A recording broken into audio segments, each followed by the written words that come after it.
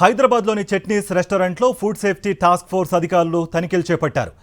FSSAI నిబంధనలకు విరుద్ధంగా నడుస్తున్నాయంటూ జూబ్లీహిల్స్, బంజారాహిల్స్ చట్నీస్ రెస్టారెంట్లకు నోటీసులు ఇచ్చారు అధికారులు.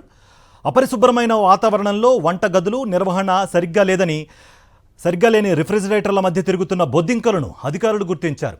వంటశాలల్లో మూతలు లేని డస్ట్బిన్లు, జిడ్డుగా ఉన్న ఎగ్జాస్ట్ ఫ్యాన్లను చూసి అధికారులు విస్తుపోయారు. వంటశాలలో పనిచేస్తున్న కార్మికులకు మెడికల్ సర్టిఫికెట్లు లేవని అధికారులు చెబుతున్నారు.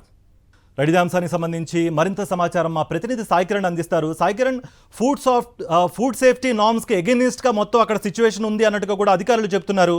ఇంకా ఎటువంటి సమాచారం ఉంది మీ దగ్గర? కార్తిక్, బంజారాహిల్స్ లోని ప్రముఖ చట్నీస్ రెస్టారెంట్ లో ఫుడ్ సేఫ్టీ అధికారులు తనిఖీలు నిర్వహించా కూడా పూర్తిగా అపరిశుభ్ర వాతావరణం అక్కడ కనిపిస్తుంది. అయితే కిచెన్ రూమ్ లో వంట సామాన్లు కావచ్చు అన్ని కుతులు పట్టిపోయి ఉన్నాయి. అలాగే అక్కడ అన్ని అపరిశుభ్రంగానే ఉన్నాయి. అలాగే బొద్దింకలు ఇట్లాంటి ఇతర కీటకాలు కూడా కనిపించాయి.